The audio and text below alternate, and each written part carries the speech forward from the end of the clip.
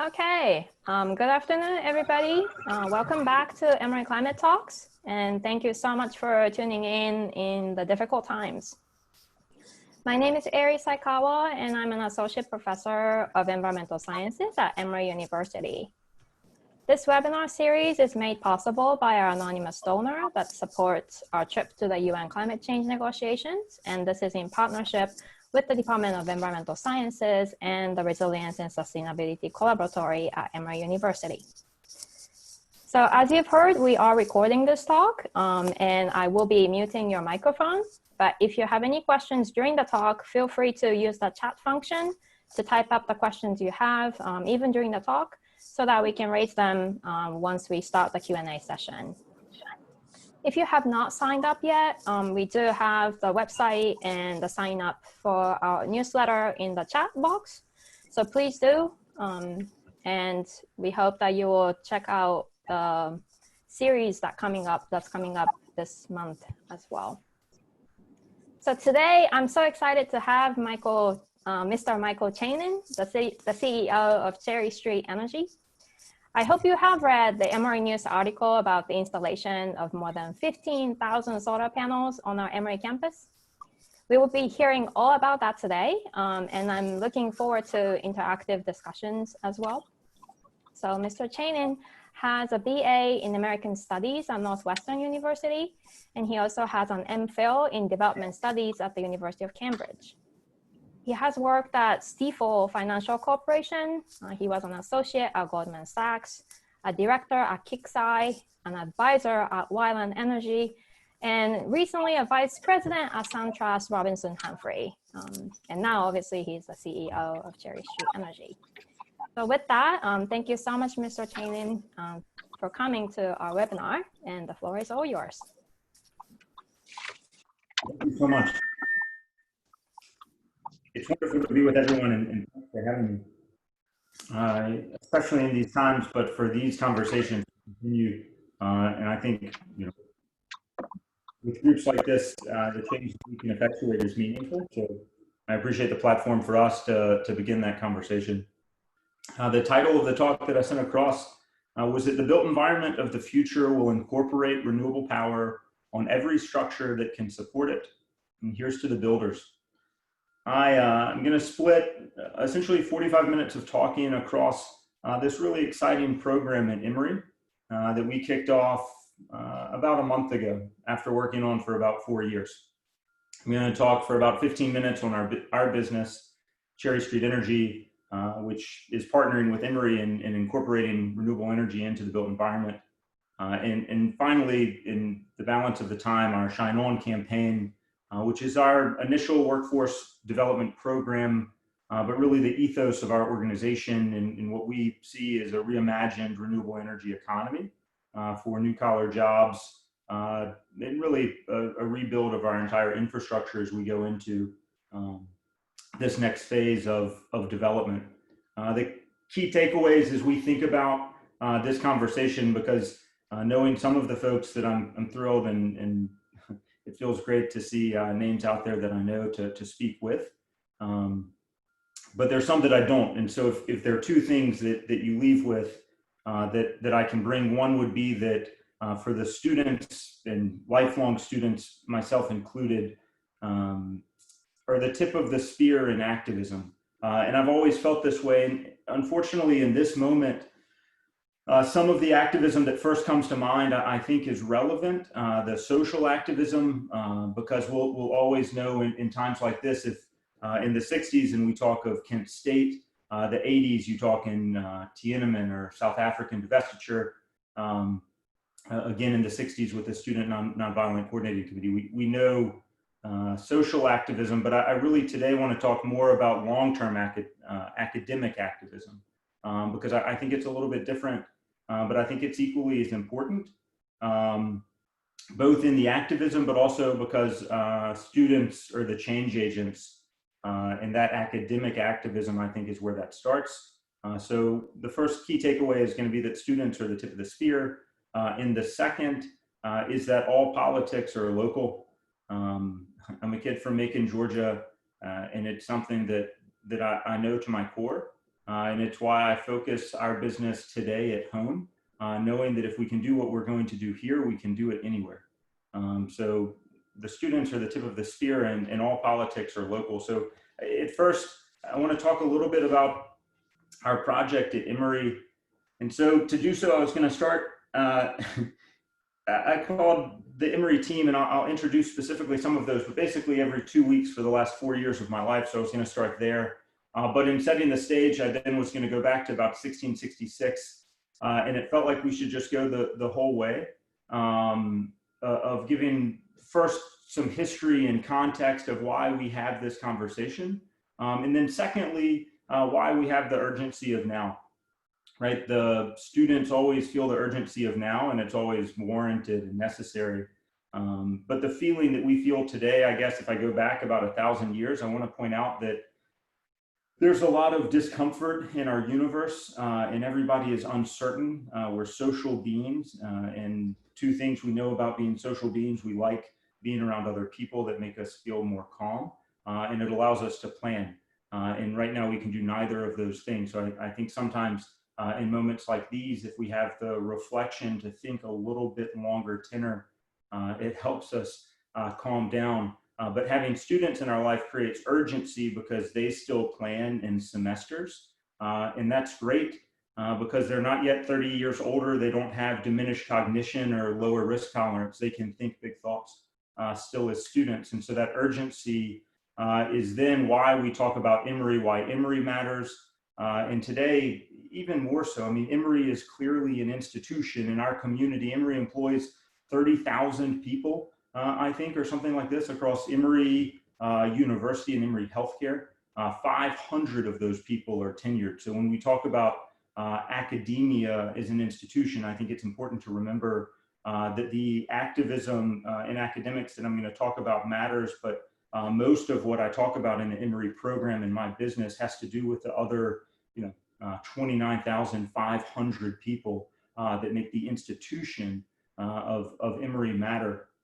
Universities, as most of the people know, about 800 years old. I'm going to name some folks in this history lesson that I know mostly because I drank in the same bar as them. It's just you're lucky to then study some of those pictures and know their story. But Cambridge, it comes out of monasteries. It's like the 1200s, 1218 or something like this. The university was founded because the landed gentry is the first son, and you need to teach kids then. But mostly still we're writing transcripts. That's how it happens. And then 1400s, Gutenberg comes, 1440, I think, the Gutenberg Bible or somewhere around then. That's in Germany. So we've skipped over now in these institutions because first we're in the UK, but they've started, and Gutenberg was in Mainz, and about 300 miles away, a contemporary of his, amazingly, Gutenberg dies in mid-1400s, and Martin Luther is born, 1483, and Wittenberg in 1517, he takes Gutenberg's printing press, and he's a professor of moral philosophy, Luther. He nails 95 theses on a door, and it's academic thought, academic activism that changes the world, and amazingly still a contemporary of his, not far away, again, 200 miles, we're moving from Poland basically across to Switzerland and France, where Copernicus in 1508 writes something humbly called a little commentary that doesn't really get published until about 1543 when he writes on the revolution of heavenly spheres. And since that day, in his death year of 1543, we've tracked the revolution of the sun or lack thereof ever since. And then it's about 100 years later that the lesson really starts, right? Same place and same time as we are today at 1666, and it's the last great outbreak of the bubonic plague. Isaac Newton, in what's called the birthplace of academia, Trinity College, has to go home to the farm again because he's sent home in 2 years, and it's the first of what's called the Annus Mirabilis for a kid in South Georgia that can't speak Latin. But amazingly, when he's home for 1 year, Newton in 1666 comes up with differential calculus, the binomial theorem, the law of the composition of light, and the law of universal gravitation. That's in his year of his 5th year of his PhD, if they had him, 1666 at Cambridge. So since Newton, we've then known basically that gravity existed so that Einstein could take it 125 years later after that. And the second time that it happened, that someone had an annus mirabilis. And this is why my business focuses on these institutions and this type of long-term thinking, because again, it was 100 years from when Copernicus said, maybe it is heliocentric. And then from there, that Newton could say, well, if it's heliocentric, then maybe we can think about what gravity means. And then 100 years since that we could have Einstein that came, and everybody misses the trivia question. It was a big year for him, but they think the biggest thing that happened that year was the theory of relativity. The Nobel Committee disagreed. They thought it was a photoelectric effect. Einstein in 1905 said that if you take a really bright light, you shine it at a crinkly piece of metal, that it'll create an incredibly predictable response that he called quanta. Today we call them photons.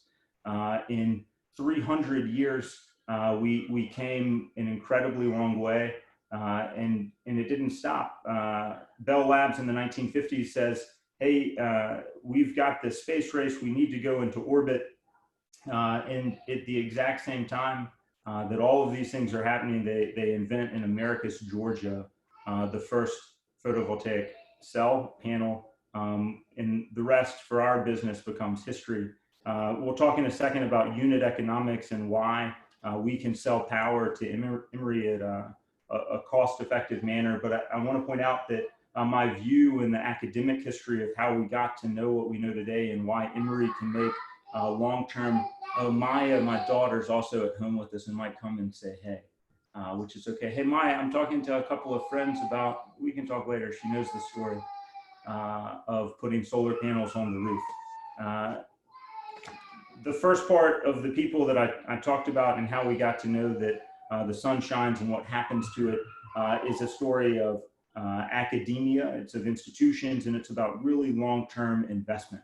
And those types of things are unique, and that's why universities can be leaders. Just in the literal sense, a university oftentimes has to go first when you have big long-term thinking. Because universities can have different risk appetites that oftentimes other people don't have. So about 4 years ago, I got introduced to a woman named Joan Kowal. Her title is the Senior Director of Resilience and Utility Strategies at Emory. And I want to say the title again, because you know 500 professors, and in a second we'll talk about an associate professor in the Department of Environmental Sciences. Those types of people that work in universities, almost everybody knows. The people that are the Senior Director of Resilience and Utility Strategies doesn't necessarily teach the class, but does direct the ship.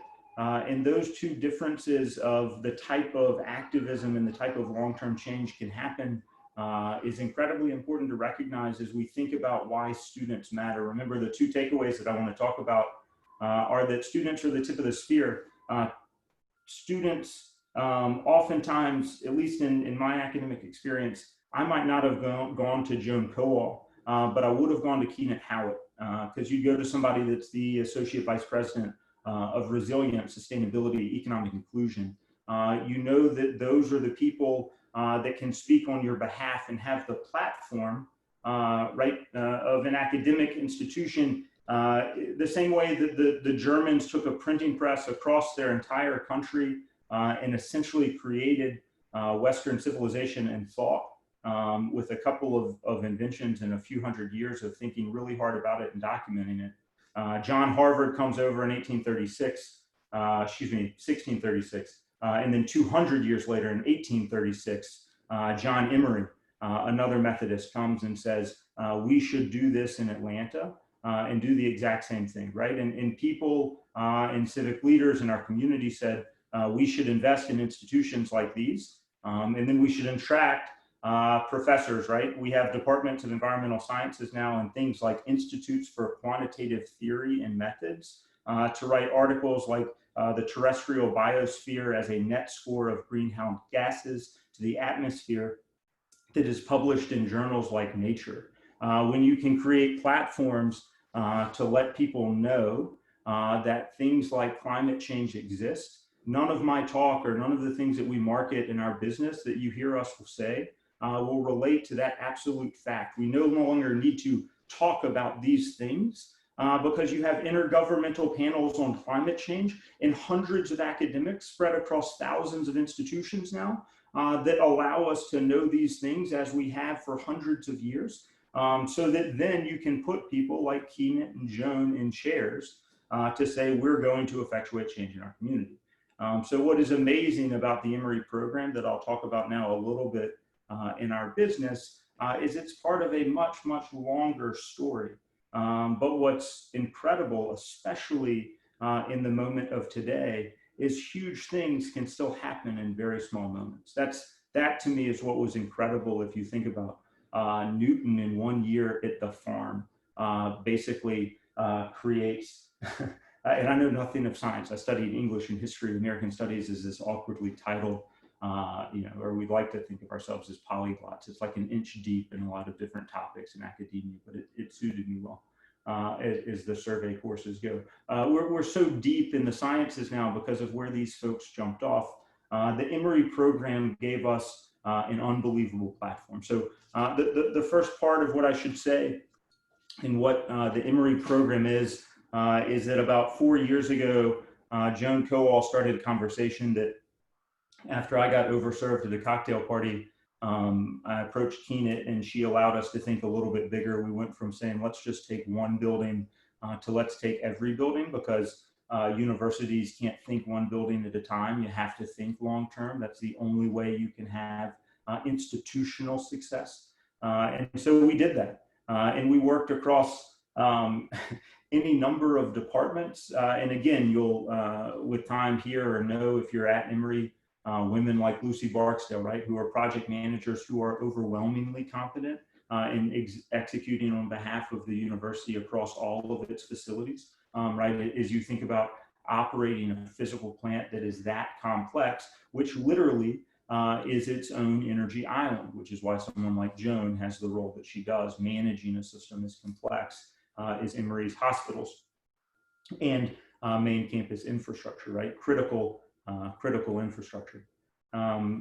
The process of a program like that then requires a leap of faith when you start talking about change and time-based success. Because what Emory is doing, and I don't mean this hyperbolically, and I can't in a broad audience say what typically they say about things like this in South Georgia, other that involves catching the bus. 5 years ago, I started a business because the law changed in Georgia to allow for a private company to sell retail electricity to a customer. Because of all politics being local, and I don't know a better way of saying it, Keenan knew it super well. Keenan's team and staff knew it super well, because there is a community in Atlanta and in Georgia that has run deep and long to effectuate the long term. And this is the academic activism, changing laws over long courses. And so as they watch those types of things happen, you then have to be patient enough for those changes to occur. So we were fortunate that the Emory team knew that the law changed in Georgia in 2015. And then they were patient enough to build a program to allow our company, which is a power company, build the resources and capabilities to plan a program to incorporate renewable power on Emory's campus on every structure that will support it. So at its core, Emory's program is a pivot in its institutional thinking to say that the built environment of the future will incorporate renewable power on every structure that can support it.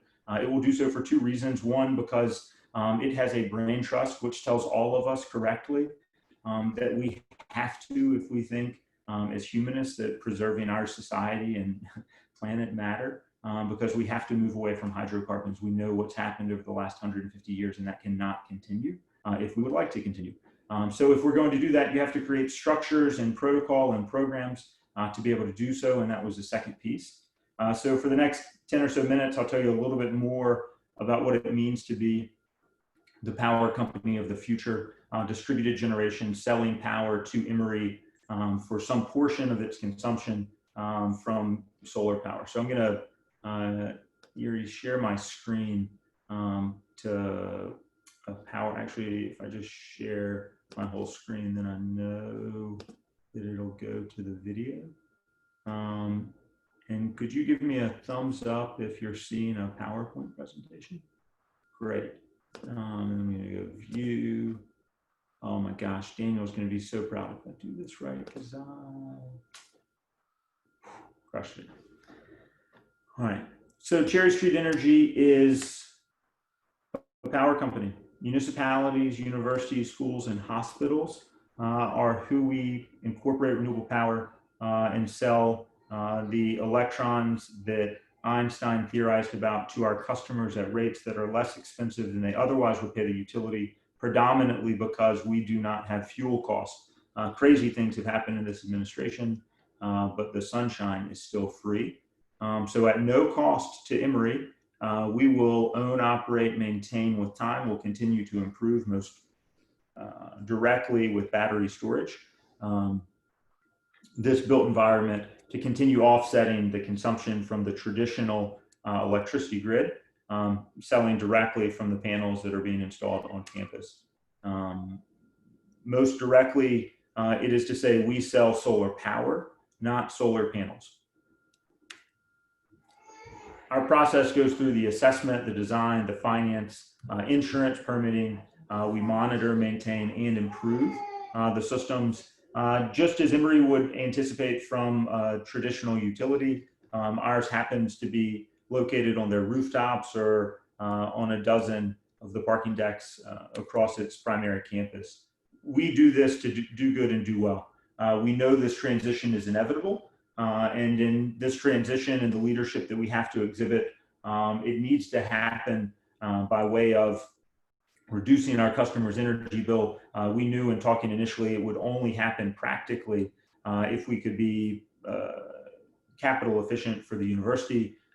It's continued technological innovation, and we had to show that we could implement a business model with a proven, repeatable, and scalable result. The broader market that we operate in, and this gets back to why students are going to be the tip of this. This is a chart that I can't explain. There are going to be two of them. And fortunately, our marketing team is also on because I'm hopeful they can figure this out. Quickly, I just want to call everyone's attention to a slide from 2010. These are the Energy Industry Association's administration, sorry. This is their projections in 2010 for where we would be today. In 2020, if you can see my screen, coal would be about 2,000 billion kilowatt hours. So that's in 2010 where we thought we would be today. And for those playing at home, they were wrong by a factor of a bunch. Coal today is below 1,000. So they said today we would be somewhere north of 2,000, and today we're somewhere south of 1,000 in coal. That is predominantly because of a replacement of a much less expensive power source, and that's coming from the sun. We've doubled renewable electricity generated from what was previously projected. It's going to overcome the generation of any fossil fuel source, and we know that solar energy is projected to make up 41% of all renewables by 2050, and we're at about 1% penetration in Georgia today. The other piece that we talk about with Emory, and we know that these rate increases continue, and is the EIA today continues in their projections. While we think the energy mix projections are well off of where they'll be, we certainly agree with their perspective that the vast majority of that in our market is going to come from solar. And because of the preponderance of solar in our market, we think that we'll continue to add generating assets that'll drive our cost down, which will increase the demand that we have from our customers. So we think from our chair, there's a bit of a virtuous cycle as we continue to get scale from customers that we see like Emory. Where students come in as the tip of the spear is students have nothing more than resources and time, to call places like the EIA and say, A, how can we show this better? But B, how can we start projecting these things so that it's something that we all can drive towards, because that's ultimately what drives capital markets and investment in these types of asset classes. And we know that these numbers, as they said, are incorrect. We're just excited that we're going to be able to start projecting a little bit better. 2018 is when this quote's from, and I was at a speech that Paul Bowers gave a couple of months before.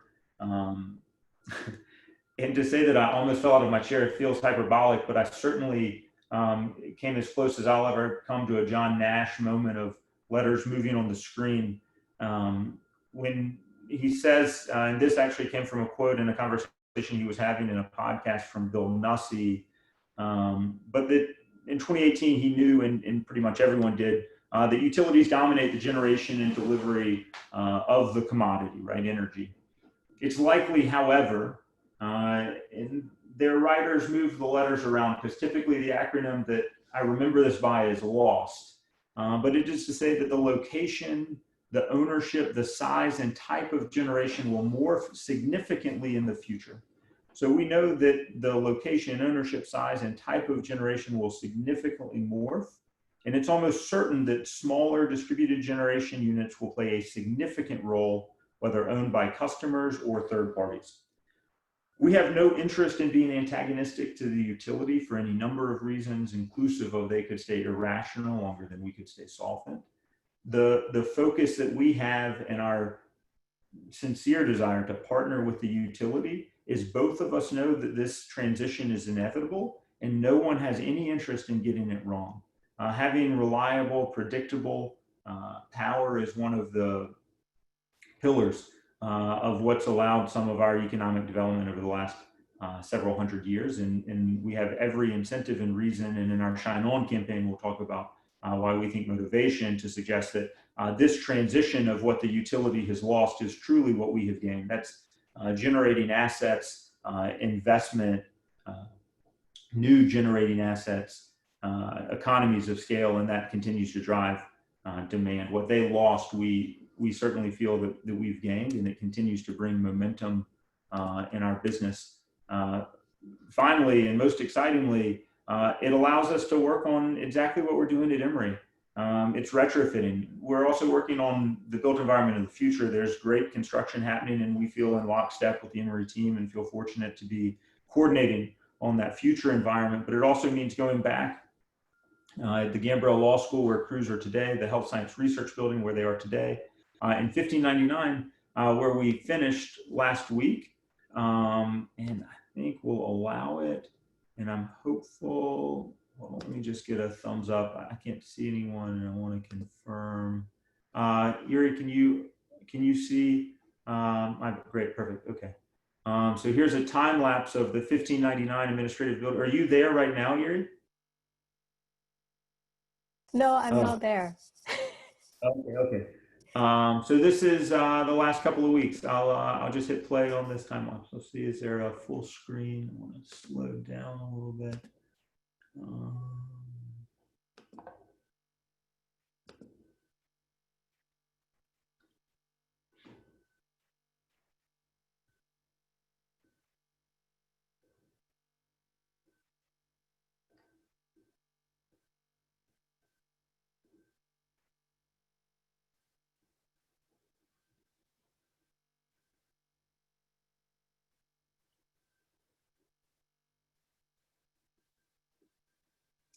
I think people have a vested interest in making things seem more complicated than they are, and incorporating renewable power. This part of the layout is not complicated. This is laying out what we call racking in glass. Racking is essentially a 5-pound piece of plastic with 2 cinder blocks on top of it, and a solar panel is a 70-pound piece of glass, 99% silicon, that ultimately is then laid on top of it and plugged in to the primary interconnection point. So that's what solar is, and why we feel so confident that we know that this transition is inevitable, but also that we knew that we could not take the first step without partnership of programs like Emorys, and a much larger trajectory of how we knew things like we are doing today were possible. And what's incredible about partnership with Emory is it gives us predictable backlog. It is a huge deal. And I don't, you know, neither braggadociously or obsequiously, it is a huge deal because of the scale of the university. And we all recognize our own privilege, or at least we should certainly at this point. But, you know, I sat at the Eagle in Cambridge, and so I know, you know, pretty well cold things of how those came through, right? But it also means that we remember the history of stuff like, I see the picture in the corner of where Watson and Crick sat, but then you also know that it was only because of competition that they saw photo 51, and that nobody knows, or at least more people should know, who Rosalind Franklin is. And unfortunately that she dies 8 years later of ovarian cancer, and the Nobel Committee still doesn't give folks posthumously. So we continue to change in academia, and we focus on things, I think, in people, importantly, as we do so, in the privilege that we have in being affiliated with these really, really big places, is that we can do really, really big things. And because folks in chairs like Emorys can say, we're going to commit our resources, and in this case, the resources are truly the ivory tower, right? I was standing outside the Health Science Research Building, and it's a marble facade. You know, who builds marble facade buildings anymore unless you're thinking in 100-year strokes? And that's what academia is. That's why, you know, it's unfortunate, frankly, in my opinion, that we pilloried academia and eggheads the last 20, 30, or 40 years, because we need that tower, because it can think in long terms and it can make big decisions and move that way. And when they do so, Emory's first 5.5 megawatts represents 130 careers. And it's not, fortunately, I was so worried. Keenit follows up with me because she's like, hey, this is amazing. Is that true, you think, that our project can really represent that many people? And I said, I think so based off of my math, but I don't know. I studied English and history. Let me ask someone who really knows this. And he comes back and says, hey, I think this is right. I think based off of my math, you really are impacting this many people. And the next thing that we realize as we start impacting this many people is that we've got to find a way, because when people heard that Emory had signed on, other communities, other universities, other schools, other hospitals called, and they said, hey, Cherry Street, we know that you're working with Emory. If Emory's already paid their lawyers, what we heard they paid their lawyers to go through your contract and have a contract, we'll just call their lawyer and use him. And that's true, and that's fine. That's what it's about. But then the second piece is that they say Emory is an incredible and thoughtful institution that would not do something, right? And that gives us credibility. And so it's not just that we have 5.5 megawatts that I'm allowed to say out, you know, to other people at Emory today. It's that, and the rest are what I call braggawatts, because it doesn't matter. Even if we did nothing else than Emory, our business and our team is going to be fine for the foreseeable future, because they said that they're going to buy energy from us for the next 20 years. But what it really does is it gives us an opportunity to incorporate what we suggest anyway is radical unselfishness, because we can help other people do the exact same thing. So I'm going to take just a second to read what's our Shine On manifesto. It's more an ethos of our business and how we like to think about what the renewable energy economy is going to need to become, and why we hope partnership with folks at Emory, and then the stories that are retold by the students who are at the tip of the spear that are going to go to their administrations at other places and say we should do the exact same thing. The seismic growth of the solar and renewable energy sector creates widespread opportunity and demands a collective response. Shine On is our vision for that response, a vision for putting bright thinking and bright action to work, so benefits of the renewable energy economy will shine on everyone. Shine On reflects our positive commitment to the future. It supports and inspires the bright thinker inside every one of us. Shine On expresses our heartfelt commitment to creating an even brighter world that will grow our business and brighten our communities. The global renewable energy industry estimates that it will reach over $1.5 trillion by 2025.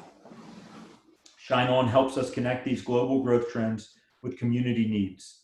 It's our approach to collectively solving real challenges at home through the benefits of the renewable energy economy.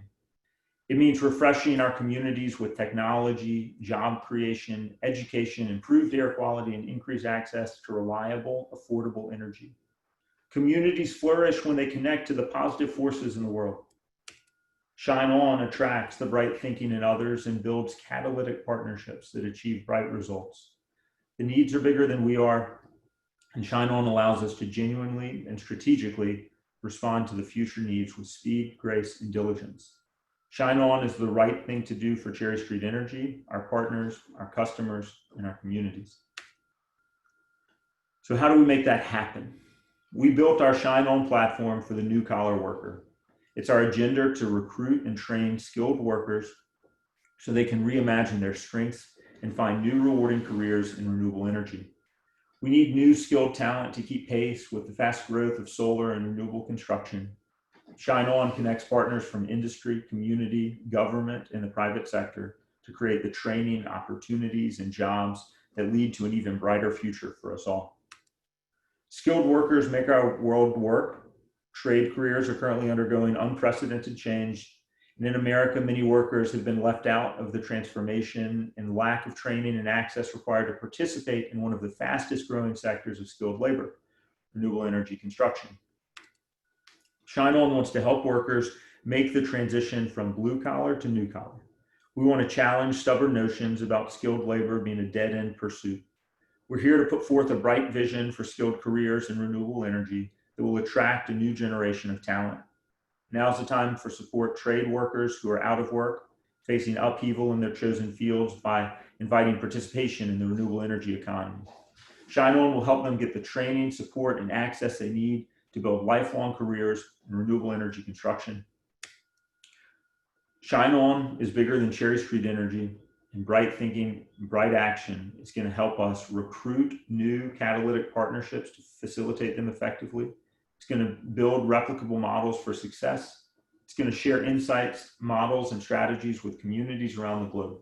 Our hope is that with Emory's team researching and looking on the Health Science Research Building today, a woman named Kelly Thompson is leading her new business that she started 6 weeks ago last week called Off-Grid Solutions. Her first crew is a crew of all leads, a combination of workers, some furloughed from their prior construction roles, to now lead in new careers. And we know that we can commit to them backlog not only at Emory, but now Fulton County, the state of Atlanta, Macon-Bibb County, and a number of other municipalities and universities across the state, largely because we have training protocol and procedures that we've been able to put in place on Emory's campus. So the focus of what we've done at Emory has really allowed us to build out what we hope then is long-term strategic thinking. We know that this is inevitable, but we also know that we should care about time-based success. And so our focus is how to do what we're doing, but do it as transparently as we can and make sure that it is not just us. In kind of the most sincere and honest sense, we are going to be absolutely fine. Honestly, like my biggest concerns most often right now involve diesel leaf blowers and truly the tyranny that they bring in backyards across the neighborhood. But as we know that there's just deep discomfort and uncertainty in a lot of communities, we then can use this privilege to have real impact. And so our hope is that Shine On represents that, and that if our business is built the right way, if we have the right partners, if we build the right businesses, we're not just going from Atlanta to Augusta, we're going from Savannah to Seattle, and we can. And there's no reason. Our business is about the built environment of the future, incorporating renewable power on every structure that can support it, and that's whether it's Central Presbyterian Church, Pittsburgh Yards, or the 8 Airport, the first low-income housing on the Beltline. Everyone should incorporate renewable power, and everyone can. And most practically, it's because the average residential installation is 4 kilowatts, and that's somewhere south for the English major, like of 10,000 Emorys per would be 10,000 homes is one Emory. So as you think from a banker background, that means that it's a barbell approach. The communities we now can approach, not only the crews that we're putting in service can now go and install that on every home that wants it, because today there are only maybe 6 solar integration firms in the metro area. And we know that we can create more of them. And if those people have more jobs and more to do, then you're going to have more innovators and you're going to have support of that innovation. And they're going to start having a residential installation. And so that's going to start a residential market. There's going to be someone that is more risk seeking than I am that would say, I'll take on that death by 1,000 Yelp reviews, and I want the residential market in Georgia because I can make absolutely everyone happy. Because the 2 folks that I know that do incredible residential installs today wish that they had more capacity. And it's because of what we're doing. It's because of programs like these that I think that we're going to be able to effectuate the change. So the Emory program has been a wonderful start for us. And I really want to just applaud and thank all of the partners that I see on the phone that got us there. And for those that know me, to say that I was going to speak for 45 minutes and come even within a minute of it truly is one of my bigger accomplishments professionally of the week. So I'll yield it back for questions, but thanks so much for allowing me the platform and us to have this discussion with what we're doing with Emory. It's great to be with you. Thank you so much, Michael. This was so great. And then I also wanted to thank Leah Thomas and also Daniel Uribe for making this happen. I was so excited when Daniel told me that Emory is going to be having these solar panels. And I was also very excited that he's working at Cherry Street Energy. And so there is so much link. I cannot say how. Oh, what a rock star. We're so lucky to have him. Yeah, for sure. Right. So there is already question coming in. So if you have any, please write them to the chat function. The first question is coming from Suzanne. She asks, as a homeowner whose roof is not suited to solar, I'm trying to find someone to consider the MIT vertical zigzag tower or solar carport to place where the sun reaches. Is there any hope for that? And second, how can we encourage all businesses with suitable roofs to put solar on their roofs? All right, so the first, I truly don't know. The second is that we're working every day to figure out how you can encourage them to do it more. I wish every one of them would call us. And some of that just practically is that we don't have enough crews if every one of us did. And so that's part of scaling our business. You know, it's a bricks and mortar problem, candidly, that we face. We look at 600 buildings in our backlog right now, and we're approaching them and you get to them, but we also are fortunate to have partners like the city of Atlanta or Fulton County or Emory. And some of those practically just take time, right? Emory's building buildings over the course of the year, or you'll learn, and we're an apolitical business. We have to be, we'll sell power to nearly anyone. But there is nothing more political on a college campus than parking. So, you know, some of the stuff like installing solar panels on parking decks is going to be over the course of several years. So as we work to build our backlog, I think all businesses should think, is they're going to re-roof or they're going to build a new plant. You know, I read the Atlanta Business Chronicle every week and it just drives me nuts because I flip it and I just try to give lunch and learns at architectural firms to say, you know, you put $5 million of hardscape in your rendering that's never going to get done, at least just put solar panels on the roof and tell the owner that it's free. So it just, to me, it's a change of mentality. I hope with time, people, and this is why, you know, look, it's a snake oil sale from me. I don't mean that in a bad way. I just mean, you know, I have to call Joan every 2 weeks for 4 years to say it's possible, because there's something untoward about saying at no cost to you, I would like to save you money and allow you to achieve all of your sustainability goals. And so to understand how that's possible or why that's possible is a lot of the education curve that we're working on with our customers right now.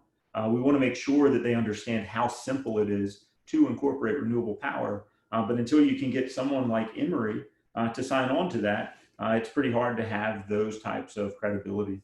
The next question on the PPA price, I can't share, but I would say, not because I mean, contractually they tell me that I can't. Know though that our perspective is that we are always now competitive with the utility price. And what most people don't appreciate, I think, when talking about that, and by competitive with the utility price, I mean that to say that utility rates are overwhelmingly complicated. That's why you have to hire a physics major from Emory named Daniel Uribe to build what we call the best rate calculator, because if you go on the utilities FAQs, it suggests that it is not their responsibility to make sure that their 2.4 million customers are on the most advantageous rate. In fact, if you call them, it would take quite a long time and be a challenge for them procedurally, because they don't have the best rate calculator to do what Daniel Uribe built and analyzed. So the PPA price that we hit, we know is competitive, and ultimately for our customers, and Georgia Power agrees with us on this, we would not be successful. We model and we want the Georgia Power Good Housekeeping seal of approval. We have no interest in projecting rates that are different than what they do, most notably because we can't control them. In the negotiations that we have with our customers, the primary consideration we ask of them is to recognize that for the first time in the history of their purchasing power, they have an ability to negotiate. Otherwise, they have a perpetual rate or a perpetual contract with no ability to negotiate. Yeah, so repowering is a question that we think about a bunch on hazardous waste. Is it okay that I'm clipping through them? Was there, I'm sorry. No, sure. If you can do that, that's great. Yeah, sure. Our panels, so on Emory, we're using an LG bifacial panel, which we're really excited about. It truly is cutting edge on sort of state of the art of panel technology today. Fortunate, frankly, in our procurement of it, again, this is because it is Emory, that you can call and say, hi, I'm calling to see if I can buy a whole bunch of solar panels, and they call back and they actually, this is great. You realize how small you are. They did not call us, they called Emory and said, we got a really big order for our panels. Is this for real? To which, fortunately, the university said yes. But actually, we already signed the contract. We thought we'd work through the procurement of that, or they would have already, and that's true. We had already worked through the procurement, but I was standing outside of a marble building looking up at it saying, what is the solar panel equivalent to a marble slab? And if they think about their facade on the side of the building like that, maybe we should think about ours on top. And so as we do that, these panels are warranted for 25 years. Emory only pays us for the electricity they produce, so we have every interest in operating and maintaining them over that warranty period. Practically, I think that there'll be incremental improvements to those panels, and likely we'll take them. And our growth plans, hopefully, are you then send those to other parts of the country or world that don't yet have reliable access to power. And they would love to have a 10-year-old 400-watt LG bifacial panel. And Emory would love to have whatever the state of the art is then. And we say, hey, Emory, is it cool by you if we sell you the same power less expensively, generate more capacity on your rooftop, and then repower these in a village in South Georgia that doesn't yet incorporate it? And that's really the business model that we think in this reimagined renewable energy economy. And that's why we think we've got the best chance for rural economic development, because we're going to put through our Shine On program a racking and glass company in place in those communities to accept those panels to then install them, whether it's on homes or churches or schools or hospitals. So that's what we hope to happen. And if not, they do tell me to some extent you can recycle them, but it's something that we think about, but just practically and candidly have not run into yet.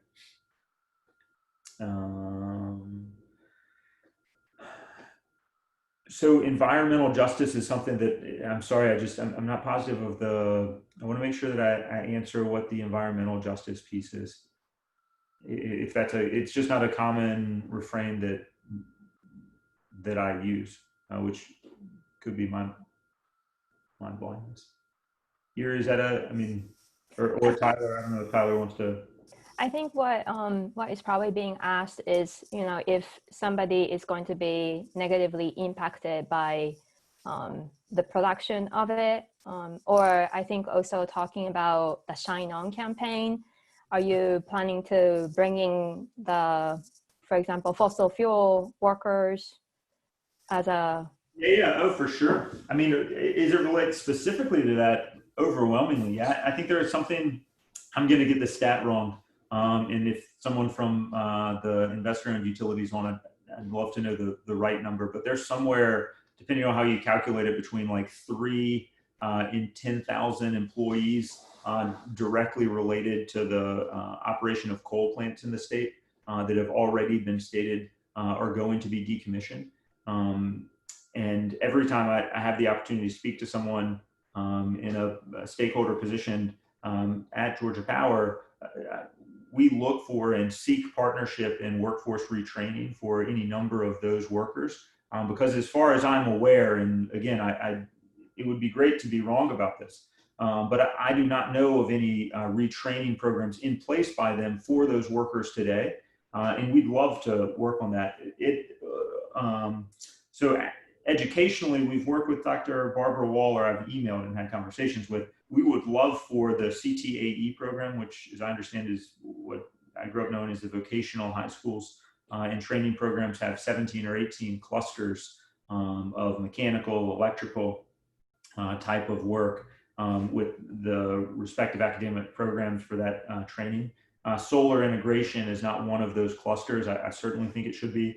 And I've met a couple of times with the lieutenant governor and some of his staff to talk about really similar workforce and rural job development programs specifically for this. And the other side of justice, as we think about that, is the economic inequities created by the pricing mechanisms from how we think about that. Atlanta is the market that I know best, in which the inner city 6 zip codes, more than half of those low or moderately, these are low income zip codes in Atlanta, more than half pay more than 10% of gross income on their electricity bill. And that's a solvable problem. So that's something that we are just laser focused on. And that's both working with our partners at the City of Atlanta, working as we can with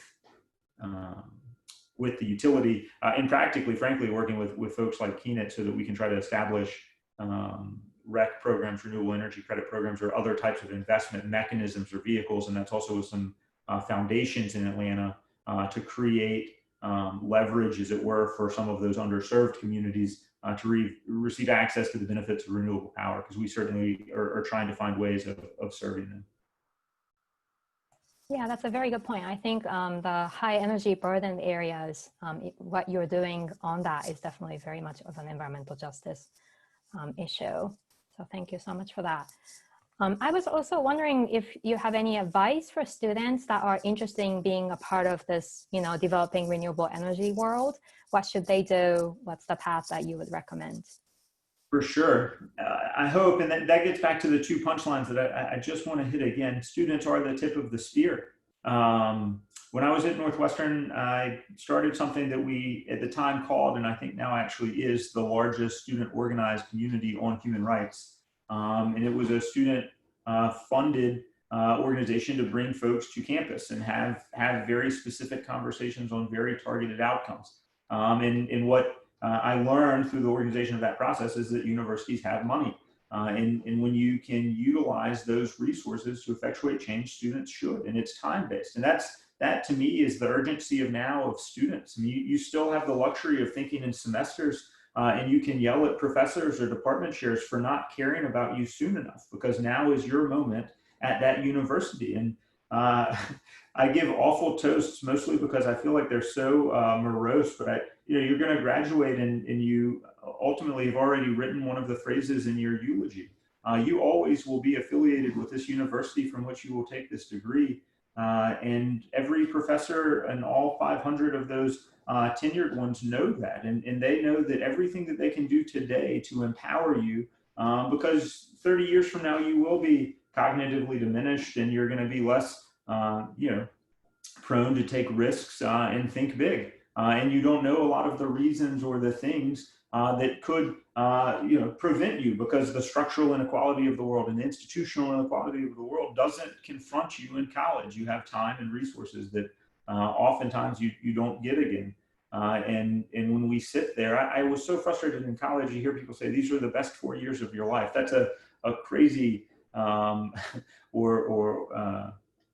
depressing way of thinking of how it works. But I think unless it was someone in South Georgia, they were really just probably old enough to know when they were in college, the years aligned when Georgia won the national championship. So unless it was someone that said, athletics were why they cared about college, for those of us that didn't really know that there was a football team, the reason that it mattered in those 4 years was because in that time-based moment, with that urgency of now you can effectuate change, and the involvement that you have to do that, to then encourage the leaders at your university to use their voice to speak out on your behalf, is so meaningful.